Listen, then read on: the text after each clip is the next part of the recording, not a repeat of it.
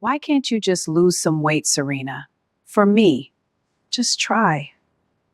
Look at your sister. Imani doesn't even exercise. It's just discipline. I'm not Imani. No, that's the problem.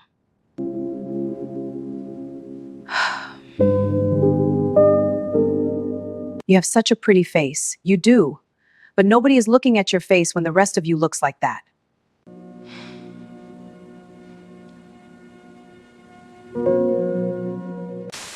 Chapter 1. The rain started at 9 and hadn't stopped. Serena Hayes sat behind the front desk of the Hampton Inn on Tryon Street and listened to it hit the windows in uneven bursts. The lobby was empty. The television mounted in the corner played a weather segment nobody was watching. The light above the breakfast station flickered once, twice, then held. She had a granola bar on the desk in front of her, broken in half, going stale. She'd eaten the first half at 7. She kept forgetting about the second. Her phone was in her hand. She wasn't supposed to be on it, but the night manager, Dale, had gone home at 10 with a headache, and the only other person on shift was Jerome from housekeeping, who was somewhere on the 3rd floor and wouldn't come down unless she called him. So she sat, and she scrolled, and she made the mistake she made at least twice a week. She opened the tagged photo. It was from Imani's birthday dinner 3 months ago. Someone in the family had posted it and tagged everyone. In the photo, Serena was laughing at something off camera. She was wearing a yellow top she'd borrowed from Claudette. She thought she looked nice that night. The comments under the photo were mostly about Imani, about how good she looked, about the restaurant. And then, near the bottom, from an account she didn't recognize, "The one on yellow looks adopted." Serena closed the app. She set the phone face down on the desk, picked up the second half of the granola bar, put it back down, straightened the pen holder that didn't need straightening. She didn't cry. She hadn't cried about things like that in a long time. At some point, you stop crying about rain because you've learned to just stay wet. She reached into her uniform pocket and pulled out the letter. It was soft at the folds from how many times she'd opened and closed it. Her parents' landlord, 4 months overdue. Serena had been moving money around in her head for 2 weeks, trying to figure out how to cover it without anyone knowing she was the one covering it. She folded it back up, put it in her pocket, straightened the pen holder again. At 11:14 p.m., the lobby doors opened. 2 men came in from the rain. The first one through the door was talking before he was fully inside, a rolling suitcase in each hand and 2 bags on his shoulders, shaking water off himself like a dog and looking personally offended by the weather. He was handsome in a loud way, bright eyes, animated face. The second man walked in behind him and said nothing. He was tall, dark suit, no tie, the collar of his shirt open one button. His hair was damp from the rain. He wasn't looking around the lobby the way most guests did, checking for the elevator, scanning for the desk. He just walked in and stood, and the stillness of him was the first thing Serena noticed. Not his face, not the suit, the stillness. His eyes found her. She looked up from the desk and met them. "Can I help you?" Same voice she'd used all night, steady and even. The loud one was already at the desk. "Yes, hi, hello, we have a reservation, Kwon, Kwon, and I need to warn you, the website said King Suite, but I need to know exactly what that means because last time someone told me King Suite, it was just a regular room with a big pillow." "I'll pull it up," Serena said. She typed in the name. The system loaded. She waited. It loaded some more. Then it stopped. The screen froze mid-search, the little circle spinning in the corner that meant the old system had decided, at 11:15 on a Thursday night, to take a personal break. Serena exhaled through her nose. She'd been waiting for this. The system had been doing it all week. "Give me just a second," she said, not apologizing, just informing.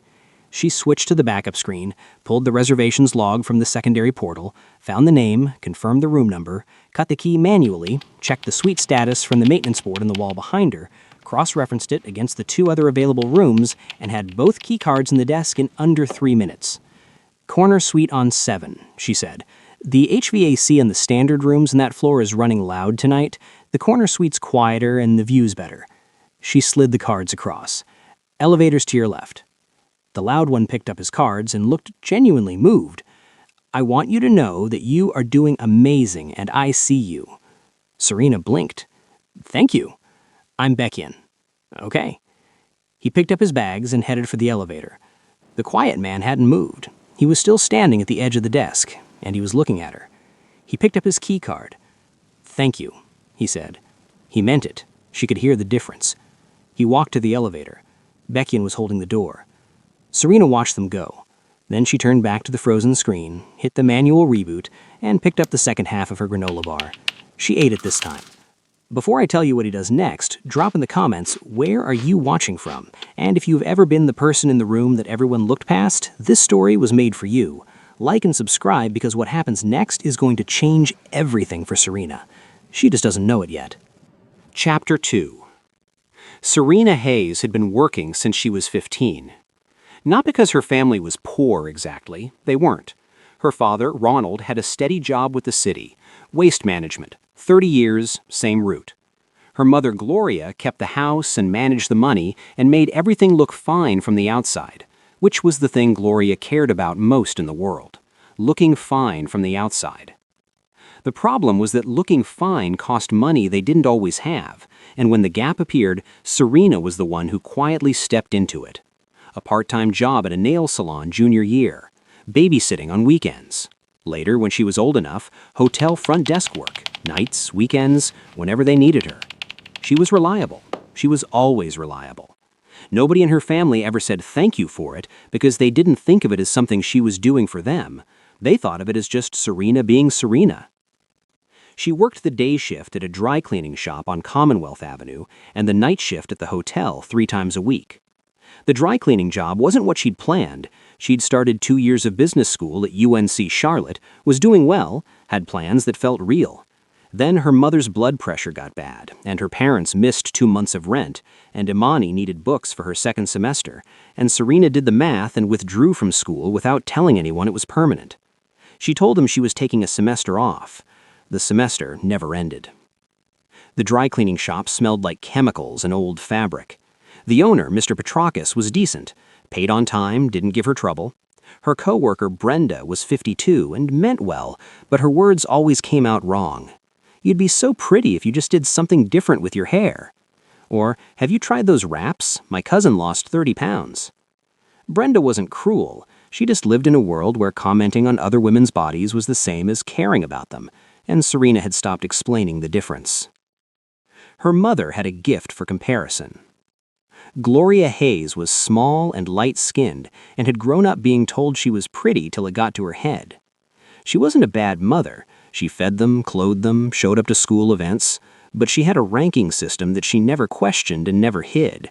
And in that system, Imani, slimmer, lighter, what Gloria called easy to look at, ranked above Serena. Serena remembered being 9 and watching her mother braid Imani's soft hair on Saturday mornings. Long, careful sections, the good shea butter from the bathroom cabinet, Gloria humming. When it was Serena's turn, her mother would look at her unruly hair, then at the clock, and hand her the flat iron with instructions. You're going to have to work twice as hard, baby. You just don't have Imani's advantages. She said it the way you say, bring an umbrella or check both ways, like it was a fact about the weather, like she was being helpful. Serena believed her. That was the thing. She was 9 and she believed her, and then she was 12 and she still believed her, and then she was 27 and it had been so long since she'd questioned it that it didn't feel like a belief anymore. It felt like a mirror. Her father, Ronald, never contradicted it. He sat at the dinner table and laughed at Gloria's jokes and helped himself to seconds and patted Serena on the shoulder when she did well in school. He was a good man in the narrow way. He didn't hit, didn't drink, paid his bills. He just never pushed back. He let the room be what it was. For Serena, his silence was its own kind of punishment. The one person who'd ever looked at her clearly was Claudette. Claudette was 44, divorced, had 2 teenage sons, and an opinion about everything and no interest whatsoever in keeping it to herself. She lived 3 apartments down and had appointed herself Serena's person without asking if Serena wanted a person. She brought her food, she told her the truth. She was the only one who knew about the eviction letter, about the money Serena sent her parents every month, about the business school withdrawal, about all of it. You carry everybody, Claudette said once, sitting at Serena's kitchen table with her shoes off and a cup of tea going cold, and not a single one of them is carrying you. Serena had laughed it off. She was good at that. But there was something else Claudette didn't know. something Serena hadn't told anyone. His name was Jonathan Webb. He worked at the print shop next to the dry cleaners. Had worked there the same 4 years Serena had been at Mr. Petrakis' shop. They shared a wall, a parking lot, a dumpster. They'd developed a routine that she'd let herself read too much into. Coffee in the morning through the adjoining door, him coming over to complain about his boss, long conversations that stretched past their breaks and into the part of the day where neither of them was supposed to still be talking. She loved him quietly, but was afraid that saying it out loud would make it disappear. She told herself she was being careful. She told herself she was being smart. She said it on a Thursday. She'd worn the blue blouse she saved for occasions. She'd practiced the words 3 different ways in her bathroom mirror that morning. Jonathan looked at her. He went still. And then, the part that played back in her head at 2 a.m., he laughed loudly like she'd said the most ridiculous thing ever. "Serena, come on," he shook his head. "You're my buddy, and I've never looked at you like that. I can never even," he said, still laughing. She said, "Right, obviously. I don't know what I was thinking."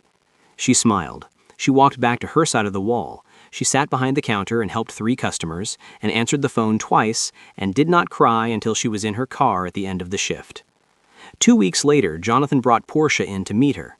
Portia was tall and slim and laughed easily, and Jonathan looked at her the way Serena had spent 4 years hoping he would look at her. He introduced them like it was the most natural thing in the world, like Serena was a fixture, like the conversation on a Thursday had never happened. Serena looked at Portia and said, "She's gorgeous." She meant it. She hated that she meant it. After they left, Brenda appeared from the back with a sympathetic expression that Serena had not asked for, and said, "You okay, honey?"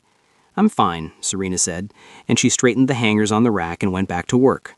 That was what she did. She went back to work. She made herself useful before anyone could make her feel unwanted. She carried the letter in her pocket and smiled at customers and sent money to her parents and laughed first at herself before anyone else could. Claudette said to her once, just once, in a way that meant she'd thought about it for a while before saying it, "One day somebody's going to see you, Serena, really see you, and you're going to have absolutely no idea what to do with that." Serena had laughed it off. She was still laughing it off. Chapter 3. She wasn't expecting him.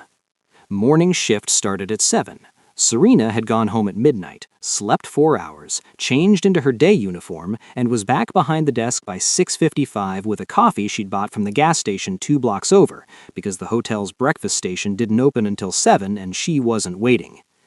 At 7:12, the elevator opened and Kwan Yi-Sul walked out. He wasn't carrying luggage. He wasn't heading for the exit. He walked to the front desk, sat down in the chair across from her, and looked at her like he had something to say and was deciding how to say it. Serena set down her coffee. "Is there an issue with the room?" "No." "Do you need a late checkout?" "No." She waited. He folded his hands on the desk. "I need a favor. I'll compensate you fairly." She looked at him. "What kind of favor?" Before he could answer, the elevator opened again and Baekhyun walked out in a hotel robe carrying a plate of fruit from the breakfast station that technically wasn't open yet and began talking from across the lobby. "Okay, so I've been thinking about this all night and I need to say it out loud. I cannot go to this wedding. I cannot stand there and watch So-yeon marry that man while Yi-Sul stands next to me looking like a statue and everyone in the room feels sorry for us. I refuse. Someone needs to have a reaction and it's going to be me and it's going to be embarrassing for everyone." Yi-Sul didn't look at him. "Sit down, Baekhyun." "I'm just saying, sit down." Baekhyun sat down in the lobby chair beside the window, ate a piece of pineapple, and went quiet, but it was clear he wasn't actually done talking. Serena looked between them. "Wedding?" Yi-Sul turned back to her. "My former fiancé is getting married in 2 weeks, in Charlotte. I need a +1, someone who isn't interested in the social politics of the room. I'll pay for everything, the dress, transport, your time, and I'll add a flat fee on top." He named the number. Serena's face did not move, but her mind worked fast. That number was the eviction letter. That number was the 3 months of rent she'd been rearranging her entire budget trying to cover. That number was the answer to a problem she'd been carrying in her uniform pocket for 4 months. "Of course," a voice in her head said, flat and familiar. "A prop. He needs someone and you're available. That's all this is, obviously. She almost said no. She was 2 seconds from saying no, from saying she wasn't available, from protecting herself the way she'd learned to protect herself, which was to remove the possibility before it could remove her. Then her hand moved without thinking to her uniform pocket. 2 weeks, she said. Correct. The whole day? Evening, 5 hours approximately. She looked at him. He looked back. His expression was the same as it had been the night before, steady and unreadable. Okay, she said. He nodded once, took out his phone, typed something brief, and stood. My assistant Nara will contact you with the details. He went back to the elevator. Baekhyun pointed at Serena with a piece of melon. I just want you to know that I think you're very brave. He followed Isul into the elevator. The doors closed. Serena sat there. What she didn't know, what she had no way of knowing, was that Nara had already sent the request the night before Isul had even come downstairs. He had stood at the window of the corner suite watching the rain and told his assistant to find the name of the woman at the front desk and confirm her availability. Not because she was convenient, not because she was nearby, because he had stood at that desk for 20 minutes the night before and watched her work through a system failure with the same calm she'd used to tie her shoes, and it was the first time in months he'd felt something other than a low, persistent exhaustion. He didn't examine why. He just told Nara to find out her name. Her name was Serena Hayes. He didn't tell her he'd asked first. He should have. That choice, that small, clean omission, would cost them both a great deal later. Chapter 4. Baekhyun took her shopping on a Tuesday. Serena had assumed Nara would send a dress, a rack of options maybe, something efficient and arm's length the way the whole arrangement was supposed to be. Instead, Baekhyun showed up at the dry cleaning shop at noon in a black car, walked in, looked at Brenda, looked at Serena, and said, Ready? Brenda watched from behind the counter as Serena untied her apron. Is that? No, Serena said. He took her to a boutique on South End that had no prices on anything in the window. Serena stopped outside the door. I should tell you my budget, she said. Baekhyun opened a door. You don't have one today. I have one every day. Not this one. He held the door and waited. She walked in. For the next hour, Baekhyun pulled things off racks with complete confidence and zero method. He had opinions about everything. He narrated each option out loud to no one in particular. He was exhausting, but Serena noticed she didn't actually mind. He wasn't trying to be friendly. He was just like this. Every time she said, that's too much, or that's not really me, he'd stop, look at her and say, too much and exactly enough are two different things. Are you sure you know which one this is? She didn't have an answer for that. Not a good one. He pulled a dress in deep jewel green, fitted and absolutely stunning. He held it up to her in the mirror and simply stood there. She looked at herself for a long moment. I don't know, she said. I do, he said. Room 1. She tried it on, stood in front of the fitting room mirror and looked at herself for a long time. The dress didn't hide anything. That was the thing.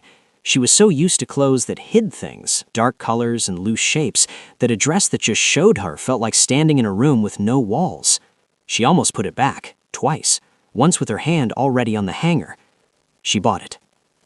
The arrangement was simple. Isul and Baekhyun would arrive at the venue first. Business required him to be there early, Nara had explained over the phone. A car would bring Serena separately. She would meet them inside. Serena had nodded when Nara told her. Then she'd spent 4 days telling herself that arriving alone was fine. It wasn't a date, it was an arrangement. She told herself that right up until the car pulled up outside the venue and she saw the line of high-profile people going in, and her stomach dropped straight to the floor. She sat in the back seat for 11 seconds, she counted. She opened the door and got out. The venue was a restored event hall on the edge of Uptown. High ceilings, warm light. Music drifted from inside, low and formal. Guests moved through the entrance in pairs and groups, greeting each other like people who knew each other for years. Serena walked in quietly. But the room noticed anyway. It happened in a wave. The nearest cluster of guests went quiet first, then the next. Heads turned. Not all at once, one at a time, and then all at once. Men who had been mid-conversation lost their place in their sentences. Women looked up from their drinks. Serena didn't understand what was happening. She thought she'd walked in at the wrong moment. She actually turned once to check if someone important had come in behind her. Nobody was there. It was her. It had always been her. She just didn't know it yet. Across the room, Isul was standing with two men from his Seoul office, mid-conversation, his glass in his hand and his back partially to the entrance. Baekhyun saw her first. Baekhyun stopped chewing and his jaw dropped. Isul noticed immediately. He turned. He saw her. She was standing at the edge of the room in the green dress, alone, slightly uncertain, looking around the hall with that expression she had when she was taking stock of a situation. Her hair was up. Her makeup was light. Her shoulders were back, not because she was trying to stand tall, but because she'd forgotten in that moment to fold herself down. Isul's glass stopped halfway to his mouth. He looked at her and thought she was the most beautiful woman in the room. The two men beside him kept talking. He didn't hear them. Baekhyun leaned over and said, very quietly near his ear, "Close your mouth, cousin." Isul set his glass down on the nearest table. He straightened his jacket once, then he walked across the room toward her. People stepped aside without knowing why. Serena saw him coming and felt her heart do somersaults. He reached her and beside her. "You're here," he said. "I'm here," she said. He looked at her then, a full, unhurried look, and something in his expression was different from every other time he had looked at her. It wasn't the careful steadiness she'd come to recognize. It was quieter than that and more unguarded, and it lasted exactly long enough for her to notice it before he looked forward again. He offered his arm.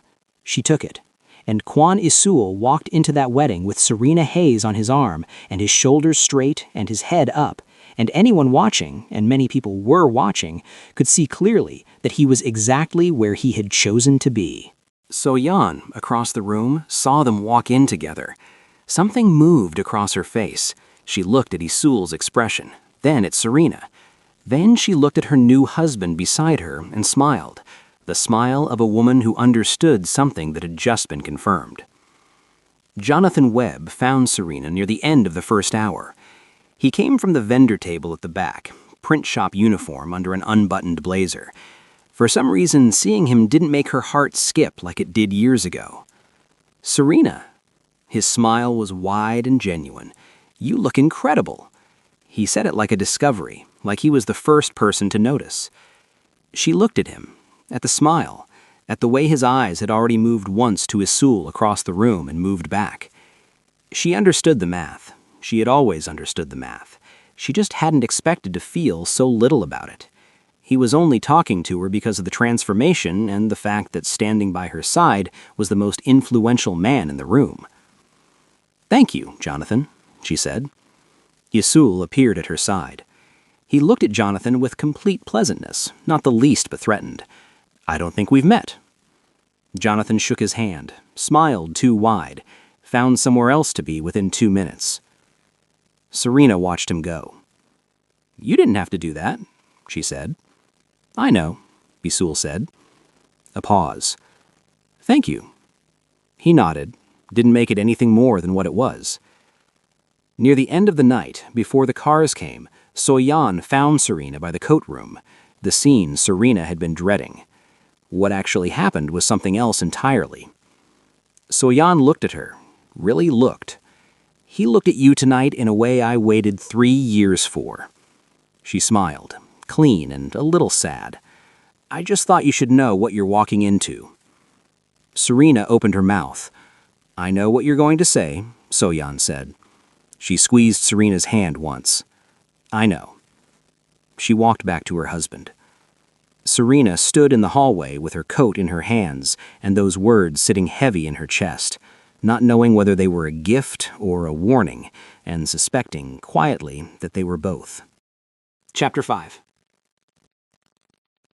He didn't leave Charlotte. The wedding was Saturday. By Monday he was still in the city, and by Wednesday Serena had stopped pretending she wasn't noticing. She knew his schedule wasn't her business. She knew that. She also knew that Nara had called the hotel to extend the booking through the following week, and then the week after that. On Thursday, she mentioned, in passing, that there was a diner on Central Avenue that did the best breakfast in Charlotte.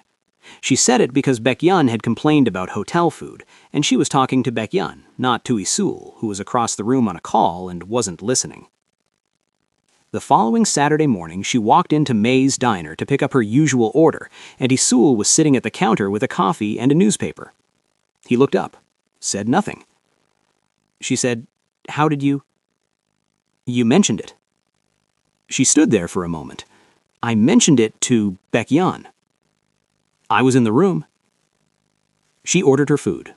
She sat 2 stools away, because 1 stool would have made her lose her mind from taking in his scent, and 3 would have been awkward. They ate in a silence that was, somehow, easy. He read. She looked out the window. He refilled her coffee without asking when he saw it was low. She noticed that. They fell into something neither of them named.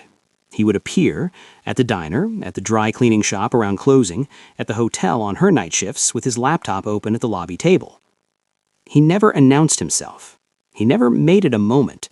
He was just there, consistently, in the way that felt both natural and deeply unsettling to a woman who had spent her whole life being the one who showed up for everyone else. She started looking forward to it. She hated herself a little for that. Then the photograph appeared. She saw it first on a Korean entertainment account she didn't follow. Someone had sent it to her in a DM with a string of question marks. It was from the wedding. She and Isul mid-laugh, her hand on his arm, both caught in a moment that looked, from the outside, like something real. Because it was something real. That was the problem. By midnight, it had crossed to an American gossip site, Kwon Isul's Mystery Woman. Comments open. She read every single one. She couldn't stop. She knew she should stop. She kept scrolling anyway. The curious ones, the mean ones, the ones that found her name somehow and went looking through her social media and reported back with a kind of detail that made her chest go tight.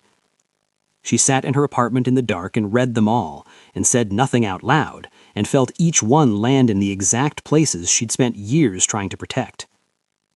At 1 a.m., she picked up her phone and typed, "Hi, just saw some press from the wedding. Want to make sure we're aligned on a response if needed." She sounded like she was fine.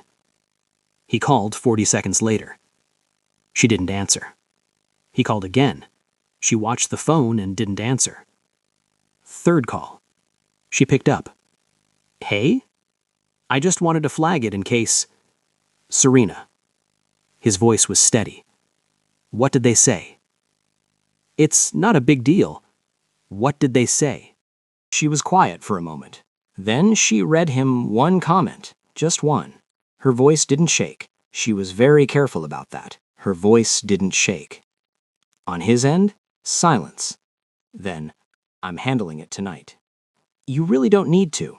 "I know I don't need to." The post was taken down on all platforms within an hour. She put her phone down and sat with a feeling she didn't have a name for. Someone had seen something happen to her and done something about it without being asked and without making her feel small for needing it. She didn't know what to do with that.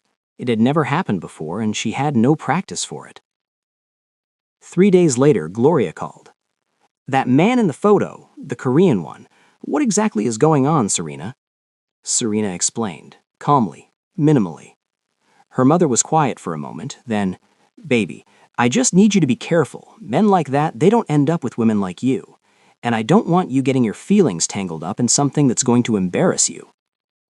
In the background, Imani, "She's just saying protect yourself." Serena said, "Okay, Mom," and ended the call. She sat on her kitchen floor with her back against the cabinet and her phone in her lap. Not angry, not crying, just very, very tired. She didn't call Isul back. Not that day, not the next, not the day after that. On day 4, her phone buzzed once. A text from him, "I'm still here." She didn't respond, but she read it 4 times. A week later, they were sitting in May's diner again, her idea, though she'd told herself it wasn't, and he looked at her across the table and said, quietly, like it was simply true, "You're beautiful." She went still. "You don't have to do that," she said. "I know. I mean it. You don't have to say things like, 'Serena.'" He looked at her. Not with frustration, not with impatience. He just looked at her and waited. She kept talking, a deflection, a small joke about the lighting in the diner, something to fill the space and move past it. He didn't laugh, he didn't interrupt, He waited until she ran out of words, and then he was still just looking at her, steady and unhurried, like he had nowhere else to be and nothing else to prove. She stopped talking. She had never had anyone do that before. Just wait. Just stay in the moment without letting her redirect it. It terrified her in a way she couldn't explain. She let him a little closer after that. A little. And then, 3 days later, found a reason to put distance back between them. A short answer, a busy shift, a rescheduled plan. He noticed. She could see that he noticed. He didn't leave. That was the most disorienting thing that had ever happened to her. Chapter 6. She saw the message on a Wednesday. She hadn't been snooping. His phone was on the kitchen counter of the hotel suite. He'd stepped out to take a call in the hallway and left its screen up, and she was passing by to get her jacket, and the screen lit up, and she saw the name, Yoma, and the first line of the message before she could look away. The Park family situation won't remain open forever. Jian is interested. Don't let sentiment make you foolish, Isol. She read it once. She put her jacket on. She picked up her bag.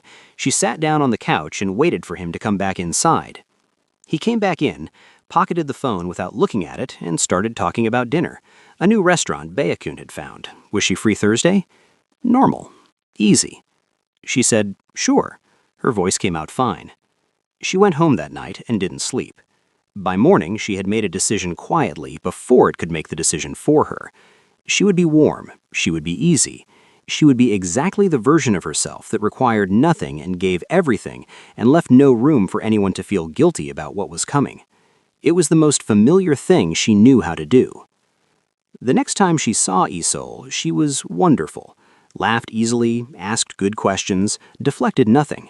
He talked. She listened. She was completely, perfectly present, and completely unreachable. He felt it. She could see him feeling it. The slight pause when she answered a question too smoothly, the way his eyes stayed on her face a beat longer than usual. He was a precise man. He noticed precise things, and something about her had changed, and he noticed. He asked her directly, "What's wrong?"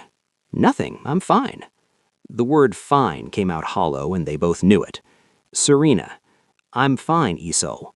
He was quiet for a moment. Then, "You're doing the thing." "What thing?" "Where you decide something is going to hurt you and you step back before it can." She looked at him. Her chest was very tight. "You got a message from your mother." He went still. "Are you going to marry Jian Park?" 1 second. He paused for 1 second, and that 1 second told her everything she'd been afraid of since the first night she'd let herself hope. She stood up, picked up her bag. "Thank you for everything, Isol. I mean that." She walked to the door. He said her name once. She didn't stop. She told herself on the way down in the elevator that she wasn't upset. She'd known. She'd always known. Her mother had told her. She'd told herself. She had evidence going back to age 9 that she was not the woman men chose when they had a real choice, and Kwan Isol had every choice in the world, and she had been foolish enough to forget that for a few weeks, and now she was remembering. She was fine. He didn't call that day. He didn't come by the dry cleaning shop. He didn't show up at the hotel. She kept waiting for it, but he didn't come. Not that day, not that week. Claudette called on day 5 and said, at normal volume, "I will find that man." "Leave it," Serena said. "He let you walk out?" "I walked out. My choice." "Serena." "I'm fine, Claudette." She wasn't fine, but she was functioning, which had always been good enough. Then Imani showed up. No call, no text, just a knock on a Friday evening, and when Serena opened the door, her sister was standing in the hallway looking smaller than Serena had ever seen her. Her eyes were red. She was turning her car keys over and over in her hand. "I need to tell you something," Imani said, "and I need you to not hate me." Serena let her in. It came out in pieces. 5 years ago, a man named Derek, a friend of a friend, good-looking, employed, actually steady. He had come to a family cookout and spent the whole afternoon finding reasons to be near Serena, asking her questions, making her laugh, coming back for more of both. Before he could say anything to Serena directly, he'd asked Imani about her. Was she seeing anyone? Was she open to it? Imani had told him Serena wasn't interested, that she was focused on work, that she wasn't looking. Serena sat very still on the couch. Imani wasn't looking at her. He wasn't going to ask me. He wanted you. And something about that, I don't know. I didn't think about it. I just said it. Her voice broke. I've been carrying it for 5 years, and I'm sorry, Serena. I'm so sorry. The room was quiet. Serena didn't yell. She didn't cry. She looked at her sister for a long time, at the genuine remorse on her face, and felt something she couldn't fully name. Not anger exactly, though anger was there. "Get out of my apartment," she said. Her voice was even. That was the worst part of it. Imani left. Serena sat in the dark for 2 hours. Then she called Claudette. "I've been shrinking myself my whole life, and half of it was for people who needed me small." Claudette didn't offer anything cheerful. She didn't say, "It'll be okay," or "You deserve better." She just said, quietly and with total certainty, "Yeah, baby, I know." Serena nodded, though Claudette couldn't see it. She didn't cry that night. She sat in the quiet of her apartment and felt the full weight of every year she'd spent making herself easier to overlook, and for the first time, she didn't push the feeling away. She let it stay. Because something had to change. She knew that now. She just didn't know yet what it was going to cost her to change it. Chapter 7. Bakian didn't say anything for 4 minutes. This was unprecedented. Isıl had known his cousin for 33 years and had never once been in a room with him where 4 consecutive minutes passed without sound. He watched Bakian sit across from him at the hotel suite table with his hands folded and his food untouched, and his mouth, for the first time in living memory, closed. Isıl waited. Bakian looked at the table, then at the window, then back at Isıl.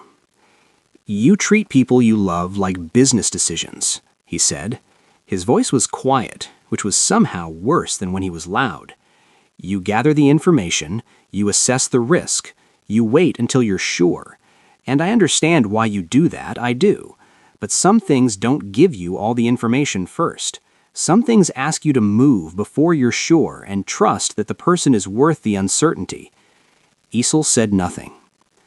"Do you think she's worth it?" "Yes." "You didn't hesitate?" "No." "Then why," Bakian said, very carefully, "is she alone right now?" The question sat in the room between them. Isıl looked at the table. "She needed space. She needed you to come after her."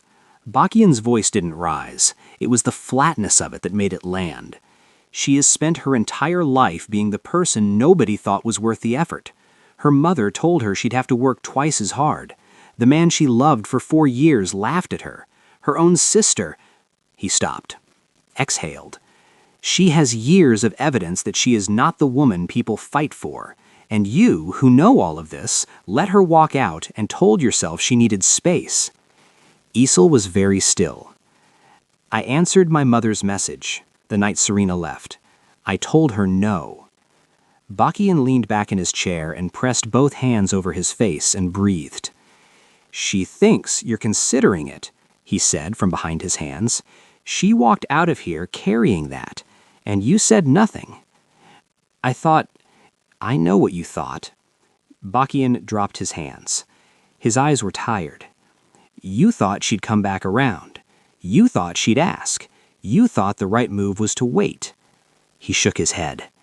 "Isıl, she doesn't ask. She never asks. She assumes the worst, and she handles it alone, and she moves on before anyone can see her hurting. That is what she does. You know that." Isıl pushed back from the table and stood. Bakian watched him. "Where are you going?" Isıl picked up his jacket. "Okay," Bakian said. He picked up his fork and finally started eating. "Good." Claudette didn't call ahead either. She walked into the dry cleaning shop on her lunch break and sat down in the plastic chair beside the door that was technically for waiting customers. Serena looked up from the rack she was sorting and looked back down. "I'm working," Serena said. "I can see that." Claudette put her purse on her lap and sat there. Serena sorted 3 more hangers. The shop was quiet. Mr. Petrakis was in the back. Brenda was at lunch. Just the two of them and the sound of plastic hangers and the hiss of the steamer cooling down. "I don't want to talk about it," Serena said. "I'm not here to talk."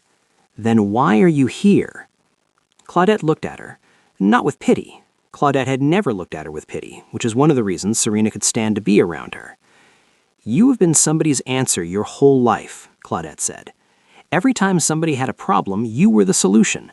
Your parents needed money, you were there. Imani needed school, you were there. Jonathan needed a friend, you were there. You have been showing up for people since you were 15 years old." She paused. "When are you going to let somebody be yours?" Serena's hand stopped on the hanger she was holding. She didn't answer. She didn't have an answer. She hung the garment on the rack, reached into her uniform pocket. Her phone buzzed on the counter. She looked at the screen. Isul. She stood there. It rang once, twice. She looked up at Claudette. Claudette looked back at her, raised her eyebrows once, offered no opinion. The phone rang a third time. Serena picked it up. Chapter 8. She answered on the third ring and said nothing. Neither did he for a moment. She could hear him breathing steadily, and then he spoke. "I answered my mother's message the night you left." A pause. "I told her no. I should have told you that before you walked out. I didn't, and that was wrong." Serena stood very still behind the counter. "I told myself you needed space," he continued. "I was wrong about that too. I've been wrong about a few things, and I'm not going to dress that up." The shop was quiet. Claudette had found something very interesting to look at on the far wall. "I'm not asking you to trust that right now," Isul said. "I'm asking for the chance to show it." Serena breathed, one slow breath, and then she said the thing she had never said out loud to anyone, not to Claudette, not in the dark of her apartment, not even to herself in the honest hours of the night. She said it because she was tired of carrying things that needed to be put down. "I need you to understand something," she said. "I have spent my whole life being the woman people don't choose, not because they're cruel, just because when they look around, they find somebody easier, somebody who fits better, somebody who makes more sense." Her voice stayed even. "I have made peace with a lot of things, but I cannot be somebody's almost. I won't do that again. I would rather be alone for the rest of my life than be someone's almost." Silence on his end. "I'm not done," she said. "I know. I'm listening." She pressed her hand flat on the counter. "You are very put together, and you could have anyone you wanted. And if I let myself believe this is real, I will wake up every single day and fight the part of me that asks why you're still there. I'm not fixed. My mother did damage I'm still sorting through. My sister did something I'm still deciding how to carry. I am not a simple person to love, and you need to know all of that before you say anything else." He was quiet for long enough that she felt the familiar cold start to move up through her chest. Then he said, "Soyan told me I make loving me very difficult. She was right. I don't know how to do it the easy way. I don't know how to just be open without it feeling like I'm standing at the edge of something with no information about what's below." He paused. "I'm going to go back inside myself sometimes and not know I've done it. I'm going to need you to tell me when it happens because I won't always see it. I am also not simple. I am also not fixed." Serena closed her eyes. "So we're both a mess," she said. "Apparently." She almost smiled. She felt it at the corner of her mouth before she could stop it. "That's your pitch." "I don't have a better one." She laughed. It came out real. Claudette turned around from the wall she'd been studying, looked at Serena's face, and quietly picked up her purse. The acquisition announcement went public 4 days later. Quan Global's Charlotte expansion, a full infrastructure development site on the east side of the city, confirmed and fully funded. Isul's name on the press release. His office permanently established in Charlotte. The business world read between the lines the way the business world does. Han Jae-woo had spent 3 months trying to use the Jian situation to pressure a last-minute renegotiation of the Southeast Asian contracts, banking on Isul being distracted. The announcement made clear he'd miscalculated. Isul wasn't distracted. He was decided. He had chosen this city. That was the message. Nobody needed it explained. Serena read about it on her phone during a break. She put the phone down, went back to work. The next morning, she arrived at the dry cleaning shop at 8. Mr. Petrakis was unlocking the front door. Brenda wasn't in yet. The street was quiet, the morning cool, and the day ordinary. Isul was standing outside the shop with 2 coffees. No explanation, no announcement. He was just there, the way he'd been at the diner, the way he'd been at the hotel lobby with his laptop, the way he'd sent 2 words on a text and waited. He held out 1 cup. She looked at him, at the coffee. She took the coffee. He nodded once. She unlocked the door. He held it open. They walked in. That was all. That was everything. Chapter 9. 6 months is not a long time. It is also, sometimes, everything. Baekhyun turned 34 on the Saturday in October and celebrated the way he celebrated everything, loudly, with food, with people, and with complete disregard for the concept of a quiet evening. The dinner was at Isul's Charlotte apartment. Small table, too many dishes, Nara arriving precisely on time with a bottle of wine. Claudette came because Serena asked her, and because Claudette had decided, somewhere around month 3, that Baekhyun was the funniest person she had ever met, and she wasn't giving that up. They had developed a friendship that baffled everyone and made complete sense to both of them. The dog belonged to Serena's neighbor, Mrs. Tamboli, small, elderly, a terrier named Pepper, who had followed Serena up the elevator and through the apartment door before anyone noticed, and was now sitting under the table accepting pieces of food from Baekhyun. It was loud. It was warm. Someone knocked over a water glass, and nobody made it a disaster. Baekhyun tried to teach Claudette a Korean birthday song and got 3 words in before she started correcting his rhythm, and he acted personally wounded. Nara ate her food in neat, precise bites and smiled more than she did in the office, which Isul noticed because he noticed everything about the people around him now. He was learning to notice. Serena was wearing burnt orange. Not because anyone asked her to, not because Baekhyun had picked it, though he had pointed at it in a shop window 2 weeks ago and said nothing, just pointed and moved on. She had bought it herself on a Thursday, alone, and hung it in her closet and looked at it for a week before she wore it tonight. It was not black. It did not hide anything. It was exactly the color of a woman who had decided, slowly and imperfectly, that she was allowed to take up space. She was laughing. Isul was watching her. He was leaning back in his chair, his food half finished, and he was watching her the way he had watched her since the beginning, quietly, completely, like she was the only one in the room. 6 months ago, she would have looked away, felt too exposed, made a joke, found somewhere else to put her eyes. She had spent so many years treating her own face like something to apologize for, that being looked at with softness felt wrong, too much, too close, too easy to lose. She didn't look away. She held it. She let him see her, laughing, flushed, happy, real, and she did not flinch. He leaned forward, his eyes sparkling with amazement. "You're beautiful." She heard it land. She felt it the way she had always felt it, that old reflex rising, ready to deflect, ready to say, "You don't have to," ready to make it smaller so it couldn't hurt her. She let the reflex pass. She looked at him and felt something she had never felt for anyone else. It both thrilled and scared her shitless. "I know," she said. The first time in her life she had said that about herself, out loud, without a joke behind it, without apology. Isul looked at her for one long moment. Then he leaned across the small distance between them and kissed her, gentle and unhurried, savoring the taste of wine on her soft lips. Claudette saw it. She pressed her fingers to her eyes and said nothing. Baekhyun went completely still. Then his face did several things at once. His eyes went glassy. His chin moved. He pressed his fist to his mouth. "Why is she crying?" he whispered, pointing at Claudette. "Why am I? What is happening to me?" Nara patted his arm twice and went back to her food. Pepper climbed into Baekhyun's lap and stayed there, and for once he didn't say a single word. She was never ugly. She was just surrounded for a long time by people who needed her to believe she was, because it made their own reflection easier to live with. He was never cold. He was just a man who had never been shown that staying was safe, until he met a woman who showed up so quietly and so completely that leaving stopped making sense. Neither of them arrived whole, neither of them had it figured out. Gloria was still Gloria. Imani was a phone call they were both still learning how to make.